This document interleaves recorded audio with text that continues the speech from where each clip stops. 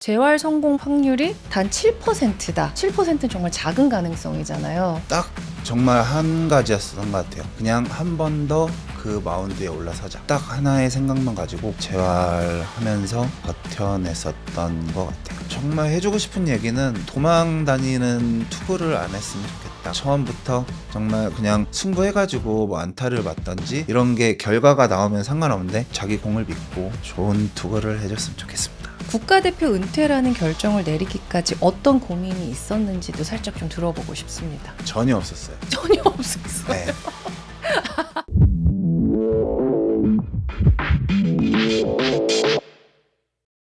이 프로그램은 자신의 이름 석자로 세상과 맞서며 멈추지 않는 성장을 증명해온 리더들의 이야기를 담았습니다. 자, 오늘의 주인공은요. 괴물투수 코리안 몬스터 대한민국 대표 투수 류현진 선수입니다. 안녕하세요. 네, 안녕하세요. 반갑습니다. 저희가 선수 류현진에 대한 이야기도 많이 들었지만 오늘은 좀 사람 류현진에 대한 이야기를 좀 중점적으로 듣고 싶어서요. 시청자분들에게 가장 편한 방식으로 자기소개 부탁드립니다. 네, 안녕하세요. 가장 편한 방식으로 야구선수 유현진입니다.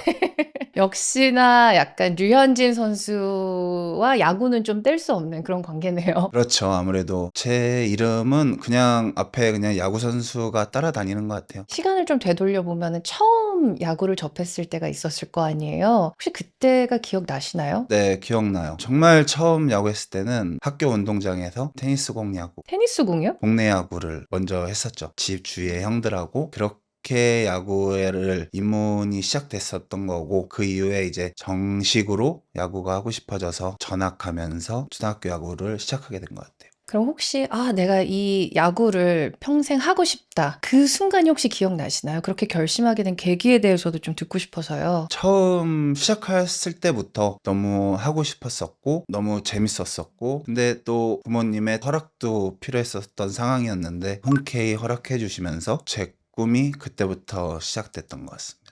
약간 이거 아니면 안 된다 이런 마음가짐이었나요? 그 정도는 그 아니었는데 정도는 그냥 아니었어요?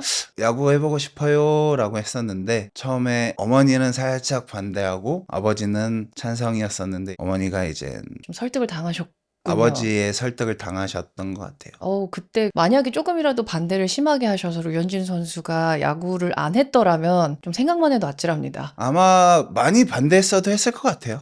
네, 네. 그러면 그 당시에 처음 그냥 마냥 야구가 좋았던 소년 류현진에서 지금은 어떻게 보면 대한민국 야구를 대표하는 야구 선수 류현진이 되셨잖아요. 예전과 비교했을 때 그 야구를 대하는 마음이 얼마나 깊어졌다고 느끼시나요? 요즘이 이제 더 많은 것 같아요. 제가 어릴 때 시작했을 때 목표는 정말 그냥 프로야구 선수가 되는 게 목표를 가지고 했는데 그걸 지금 이룬 상태잖아요. 이젠 나이가 어느 정도 되고 할 수 있는 기간이 얼마 안 남았다라는 생각이 들면서 요즘에는 그냥 정말 1년 1년 하는 게 소중하게 느껴지는 것 같아요. 네. 자, 그럼 시간을 다시 돌려서 데뷔 때로 한번 가보도록 할게요. 2006년에 이제 데뷔를 하면서 그때 얼마나 충격적이었으면은 당시에 괴물이라는 수식어가 붙었을까 이런 생각을 해보거든요. 근데 사실 그때 당시에는 그 청년 류현진이 그냥 야구 선수가 되고 싶다는 그 꿈을 이뤘던 상태잖아요. 그런데 막 찬사가 막 쏟아지고 그러면은 그 당시 좀 어린 나이에서 그 환호성 사이에서 좀 감당해야 될 무게가 무겁지 않았을까 이런 생각을 해봐요. 어땠나요? 혹시 그때가 기억이 나시나요? 근데 그때 당시에는 무게라기보다는 그냥 똑같이 해야겠구나 이런 생각이 많았었던 것 같아요. 또 워낙 어렸었고 하다 보니까 그때는 제가 가장 막내였었고 다 선배들이고 그렇기 때문에 그냥 시키는 것만 잘하면서 그냥 야구장에서 포수 사인 대로 내가 그렇게 해야 될 것만 하자라는 생각이었기 때문에 그때는 무게감이 그런 건 없었던 것 같아요. 자, 그렇게 2006년에 정말 센세이셔널했던 신인 데뷔 시즌을 지나서 7년 동안 두 번의 골든글러브를 비롯해서 KBO의 전설적인 기록들을 하나하나 써내려가면서 명실상부 대한민국 야구의 자존심으로 또 우뚝 섰습니다. 그런데 그 위치에서 이제 안주를 택하기보다 또 다른 도전을 택하셨어요. 이제 메이저리그 진출을 하셨는데 그 당시에만 해도 일본 리그를 거치지 않고 바로 메이저리그를 가는 거는 사실 단 한 번도 없었죠. 그렇죠. 첫 번째. 처음이었죠. 그럼에도 불구하고 지금 당장 미국을 가야겠다라고 결심했던 류현진 선수만의 특별한 확신은 무엇이었나요? 일단은 한국 프로야구를 하면서 어느 정도 이제 기록들이 쌓이고 어느 정도 위치에 있다 보니까 조금 더 높은 곳을 가고 싶었어요. 전 세계적으로 모든 사람들이 꿈꾸는 무대가 메이저리그이기 때문에 그 꿈을 가지고 그냥 저는 그때 당시에는 어떻게 보면은 도전이라고 생각해요. 그냥 어떻게 가서 제가 잘할 수 있겠다 이것보다도 그런 무대에 가서 한번 뛰고 싶다라는 그런 생각을 가지고 도전을 하게 된 거예요. 네, 확신이 드셨군요. 뭐 가봐야겠다. 가고 싶다였죠. 가고 예, 싶다. 예. 그러면은 처음 LA 다저스 유니폼을 입고 공 던지셨을 때 느낌도 굉장히 생생하게 기억나시겠네요. 아, 네, 다 기억납니다. 그날의 온도, 습도. 제 야구 역사상에서 가장 긴장된 하루였었던 것 같아요. 원래 보통 선발 준비를 하면서 경기를 시작하면은 선발 투수가 한 2이닝에서 3이닝 정도 경기가 진행이 되면은 점점 없어지는데 그날은 경기 내려올 때까지 정말 입이 바짝 타면서 지금하고 마찬가지인 것 같습니다. 근데 그렇게 긴장했던 게 참 무색하게 코리안 몬스터로서의 위험을 증명하면서 정말 이제 좋은 시즌을 보내셨고 정말 거침없이 질주하다라는 표현이 딱 맞았던 것 같아요. 그런데 그럴 때 사실 선수들 앞에서 부상 얘기를 하는 게 조금은 조심스럽기는 한데 부상이 또 찾아왔습니다. 그 당시 그 시간을 버티게 한 힘은 무엇이었나요? 그때는 거의 확률이 낮은 상태였었는데 딱 정말 한 가지였던 것 같아요. 그냥 한 번 더 그 마운드에 올라서자. 딱 하나의 생각만 가지고 재활하면서 버텨냈었던 것 같아요. 오히려 좀 간절함이 더 컸던 거네요, 그 당시에. 그쵸. 아무래도 많이들 기사도 나왔지만 그렇게 막 성공한 케이스의 선수들도 많이 없었었고 확률도 좀 적었었기 때문에 메이저리그 마운드에 다시 올라갈 수 있을까라는 딱 그 하나만 생각했었던 것 같아요. 확률에 대해서 말씀을 해주셨는데 당시 현지 언론과 전문가들 사이에서 재활 성공 확률이 단 7%다. 7%는 정말 작은 가능성이잖아요. 근데 그런 걸 보면은 류현진 선수는 이렇게 숫자나 확률보다는 그냥 내일의 나를 믿고 계속 그냥 묵묵하게 좀 노력하는 스타일이신 것 같아요. 그때 좀 많이 바뀐 것 같아요, 저도. 그 어깨 수술한 이후부터 조금 더 소중함을 알았었던 것 같고, 간절함도 그때 좀 더 커진 것 같고, 정말 어깨 수술이 하나의 터닝포인트였었던 그런 상황이었던 것 같아요. 네, 그렇게 결국에는 그 시련들을 뚫고 또 재기에 성공을 하셨습니다. 소위 월드 클래스라고 하는 선수들 있잖아요. 류현진 선수가 보시기에 그들에게서 공통적으로 느껴진 뭐 특별한 점이 있다면 한번 들어보고 싶어요. 외국 선수들은 옆에서 이렇게 훈련하는 걸 보면은 정말 타고난 게 많은 것 같아요. 아시아에서도 뭐 빠른 공을 던지는 투수는 있지만 그렇게 많지는 않거든요. 그런데 거기서는 1년에 그냥 기본적으로 한 10명씩은 갑자기 새로 이렇게 그런 선수들이 나오는 걸 보면은 노력도 당연히 그 선수들한테는 있었겠지만 정말 그 재능은 어디서도 따라오지 못할 그런 운동 능력이 대단한 선수들이 많은 것 같아요. 근데 그럴 수도 있을 것 같아요. 타고난 운동 실력도 있지만 그 선수들이 절대로 연습을 게을리하거나 늦거나 이렇지도 않죠. 아, 그렇죠. 보면 예, 오히려 더 철저한 것 같더라고요. 엄청 철저해요. 스프링 캠프 기간 때 보면은 자기만의 루틴들이 정말 확실한 것 같고 그런 거를 어쩌다가 힘들면은 막 안 하고 그러고 싶을 때도 있는데 외국 선수들 보면은 자기만의 주어진 그거는 아무리 힘들고 그래도 다 모든 거를 끝내고 하는 거 보면은 이런 얘기하면 열심히 하네요. 예. 열심히 하는 선수들이네요. 류현진 선수도 또 월드 클래스시잖아요. 본인만의 루틴을 예시로 들어주실 수 있을까요? 정말 어깨 수술 전하고 후로 많이 나뉘는데 어깨 수술 전에는 좀 게을렀었죠. 너무 솔직하신 거 아니에요? 정말 그랬었어요. 그 전에는 아팠던 적이 없었으니까 그냥 이렇게만 해도 안 아프고 던지는구나라는 생각을 했었다가 어깨 수술을 한 이후로부터는 주어진 스케줄을 안 하면은 안 될 정도의 몸 상태가 저도 느끼고 경기하면서도 느껴져가지고 전과 후가 정말 많이 바뀌었어요. 만약에 지금 20살의 류현진을 다시 만날 수 있다면 이거 하나만은 꼭 조심해라. 혹은 이런 마음으로 던져라. 어떤 조언을 해주고 싶으세요? 20살 때부터 어떻게 던져라는 없어요. 그냥 20살 때부터 자기 루틴을 철저히 지켜서 운동을 열심히 해서 다치는 일이 없게 해라. 그 얘기를 해주고 싶습니다. 결국 루틴이 정말 중요한 거네요. 꾸준함. 그쵸. 꾸준함이 중요한 것 같아요.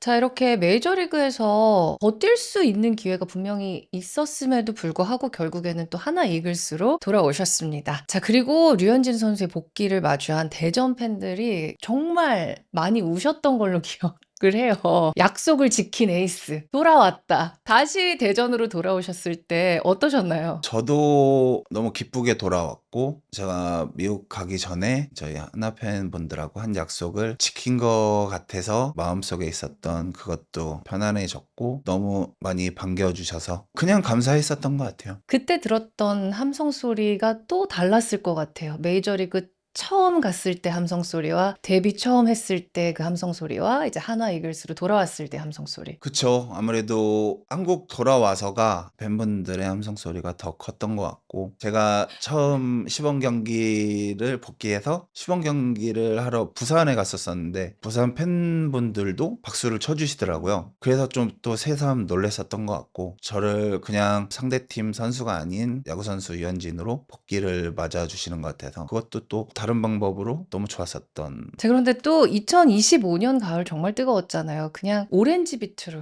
쫙 이렇게 물든 그런 시즌이었는데 비록 하나가 아쉽게 2위에 머물렀지만 팬들은 잊지 못하는 장면이 있습니다. 한국 시리즈 마지막 5차전에 류현진 선수가 딱 등장을 했을 때 그때 던진 한 공 한 공이 다 대전 팬들에게는 정말 큰 선물이었을 것 같아요. 그때 그 마운드에 올라섰을 때 압도적인 함성 기억나시나요? 네, 아직도 기억하고 있습니다. 어떻게 보면은 마지막 경기가 될 수도 있는 상황이었었고, 그런데 감독님, 코칭 스텝 쪽에서 저를 마지막에 내보내 이렇게 주시면서 다른 의미를 만들어 주신 것 같아요. 그냥 팬분들하고 그런 시간을 만들어 주신 것 같아서 다행히 패자는 할 말이 없습니다만, 그때도 그냥 코칭 스태프에게 감사한 마음 있었던 것 같아요. 네. 최근에 큰 결정을 하나 내리셨어요. 오랫동안 가슴에 담아왔던 태극마크를 이제 후배들에게 물려주겠다는 결정을 내리셨는데 국가대표 은퇴라는 결정을 내리기까지 어떤 고민이 있었는지도 살짝 좀 들어보고 싶습니다. 전혀 없었어요. 전혀 없었어요. 네. 이제 너무 후련한 마음으로 정말 제가 한국 돌아오기 전부터 정말 마지막으로 한번 후배들하고 국가대표를 한번 해보고 싶다라는 얘기를 많이 했었었는데, 이게 얘기만 한다고 되는 게 아니잖아요. 근데 그만큼 제가 나갈 수 있을 만큼의 그런 몸을 유지했었던 것 같고, 그냥 너무 좋은 시간이었었던 것 같아요. 이 마지막 WBC 대표팀이 저희가 목표로 했었던 미국 가는 거, 8강 진출? 그것까지 정말 마지막에 극적인 스코어로. 그 도쿄돔에서 정말 기뻐하시더라고요. 그때 정말 살짝 정말 눈물이 나더라고요. 마지막에. 그래서 뛰는 거 보면 누구 막내인 줄 알았다고. 선수들하고 네. 눈물은 보이진 않았지만 살짝 맺히려고 했는데 그만큼 너무 값진 시간이었었던 것 같아요. 자, 그러면 이제 마운드 위가 아닌 밖에서 한국 야구를 바라보게 됐잖아요. 애정 어린 시선으로 보시면서 우리 후배들에게 좀 가장 시급하게 바뀌어야 할 점 이것이다. 조언을 해주실 게 있을까요? 이번 같은 경우에도 정말 제가 대표팀 예전부터 요 근래 대표팀 선수들도 보고 이번에 같이 했었는데, 저희 타선 쪽에서는 정말 어느 연도에다가 갖다 놔도 뒤처지지 않는 타선이었었던 것 같아요. 다만 저도 투수지만 투수들이 조금 더 받쳐줘야 되지 않을까라는 생각이 들고, 정말 또 좋은 공을 던지는 선수들이 많거든요. 그 중에서도. 근데 정말 해주고 싶은 얘기는 도망 다니는 투구를 안 했으면 좋겠다. 도망 다니는 투구요? 어렵게 가는 거죠. 처음부터 정말 그냥 승부해가지고 뭐 안타를 맞던지 이런 게 결과가 나오면 상관없는데, 초구부터 볼로 시작해서 불리한 카운트로 가서 이제 타자한테 좋은 카운트를 만들어준 다음에 들어가려고 하다가 홈런도 나오고, 그냥 초구부터 본인들의 공을 믿고 거기에 있는 선수들이면은 정말 좋은 재능과 자질이 있는 선수들이기 때문에, 또 한국을 대표해서 뽑힌 선수들인데 그 선수들이 자기 공 못 믿고 못 던지는 거는 좀 마음 아픈 것 같아요. 그래서 자기 공을 믿고 좋은 투구를 해줬으면 좋겠습니다. 자, 이제는 선수 류현진을 넘어서 자신의 삶을 경영하는 한 사람으로서 그가 내린 결정의 본질을 들여다보고 싶습니다. 프로 선수에게 계약은 일상이지만 인생 전체를 놓고 보면은 계약 이상의 결정들이 있잖아요. 류현진 선수가 내린 수많은 결정들, 선택들 중 지금의 나를 만든 가장 가치 있는 투자는 무엇이었을까 궁금합니다. 인생을 전체를 통틀어서 가장 가치 있었던 결정, 딜, 무엇이었나요? 뭘로 할까요? 남은 인생이 편하려면 결혼. 가족이라고 해야겠죠? 네. 저도 그거를 가장 생각하고 있었는데, 네, 가족. 가족인 것 같아요.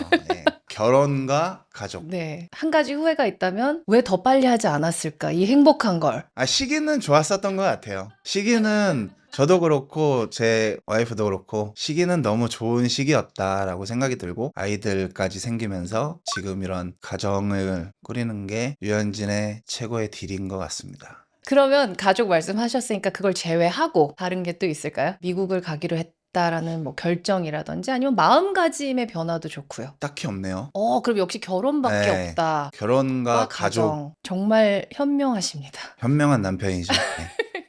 새로운 구종을 익히거나 타자를 분석할 때 본인만의 효율적인 라이프 핵이나 루틴이 있으신가요? 제가 예전에도 뭐 그런 분석하고 이런 쪽에서 얘기를 많이 했었었는데 정말 미국하고 한국하고는 너무 좀 다른 것 같아요. 일단 타자들의 공격 방식이라든지 상대해오는 방식이 한국 타자들하고 외국 타자들하고 너무 다른 게 있어서 제가 한국 복귀하고 굉장히 힘들었었거든요. 예, 미국에서 하던 거를 생각하고 그렇게 하려다가 괜히 조금 더 어려움이 많이 있어가지고 요즘에는 그걸 좀 버려둔 상태로 경기를 임하고 있는 것 같아요. 그럼 어떻게 새로운 루틴이 또 생기셨나요? 이젠 그 전에 기록들보다는 타자의 그날 컨디션과 그 선수가 나에게 접근해오는 그런 방식 그런 쪽으로 당일의 컨디션이랑 이런 걸 보는 것 같아요. 여러 가지 이제 결정을 내리셔야 됐었잖아요. 커리어에서. 근데 복귀를 하셨어요. 하나 이글스로. 그때 그 복귀라는 딜을 확신하셨던 이유는 뭔지 한번 들어볼 수 있을까요? 확신보다는 복귀할 때 나이도 생각했었고요. 지금 한국을 들어가서도 한국 선수들하고 할 수 있는 충분한 자신감이 있었었고 그냥 저의 몸에 대한 확신이 있었던 것 같아요. 그 하나로 복귀하는 데 있어서 그런 결정을 내리게 되지 않았나 생각하고 있습니다. 네. 그러면 그 결정을 내리기 위해서 포기해야 했던 리스크나 기회비용이 분명히 있었을 텐데 결과적으로 그 선택 이후에 인간 류현진의 삶의 흐름은 어떻게 달라졌다고 느끼시나요? 미국에 있을 때랑 한국에 돌아오고 나서랑 이렇게 보면은 크게 바뀐 거 없는 것 같은데 미국에 있을 때랑 지금이랑 훈련하는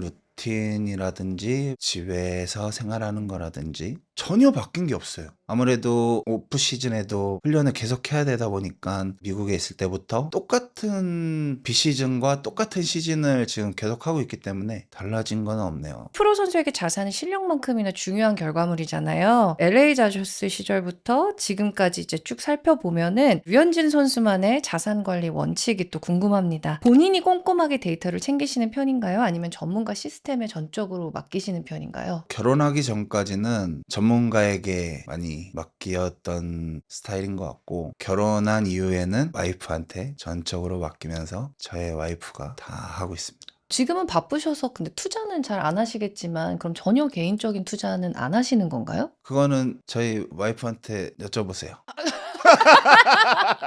앞으로 남은 인생이라는 경기에서 어떤 부분에 본인의 귀한 시간과 에너지를 더 집중적으로 투자하고 싶으신지도 궁금합니다. 제가 아직까지도 야구 선수를 하고 있지만 야구장에서도 당연히 쏟아야 된다고 생각 들고 그러는 이제 가족한테 맞는 거를 쏟아야 되지 않을까 생각하고 있어요.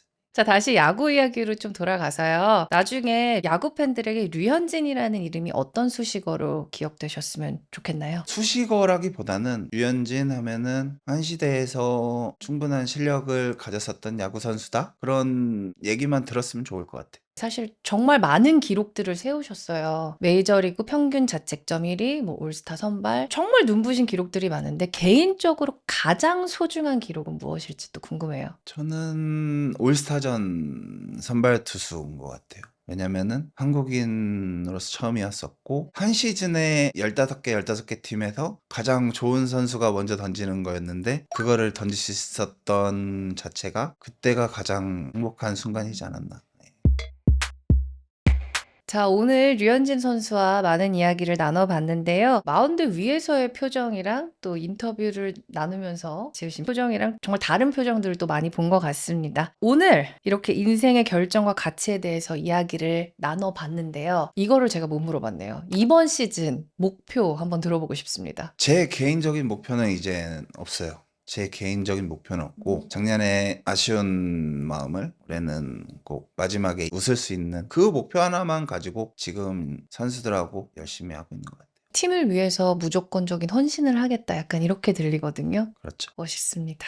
야구 그 이상의 가치에 대해서 류현진 선수에게 배운 것 같아요. 오늘 이렇게 같이 야구에 대한 이야기를 깊이 있게 나눠봤는데 오늘 함께 하신 소감 한 말씀 들어보고 싶습니다. 이런 인터뷰를 해보는 게 정말 처음인 것 같아요. 그래서 좀 긴장됐었던 것 같고. 긴장을 하시나요? 류현진 선수도? 네, 그럼요. 긴장됐었던 것 같고 네. 재밌었던 하루였었던 것 같습니다. 자, 오늘 우리가 만난 류현진이라는 사람은 누구보다 묵묵히 제자리를 지켜온 사람이었습니다. 가장 화려한 순간에 가장 낯선 길을 선택하고 또 가장 익숙한 곳으로 돌아와 다시 약속을 지키는 삶. 류현진 선수와의 대화에서 찾은 성공 방정식은 거창한 공식이라기보다 소중한 것을 위해 기꺼이 자신을 던지는 용기 그 자체가 아니었을까요? 영원한 괴물, 에이스로 기억될 류현진 선수의 이야기 오늘은 여기까지입니다. 지금까지 플러스 리더스와 함께 해주신 여러분 고맙습니다.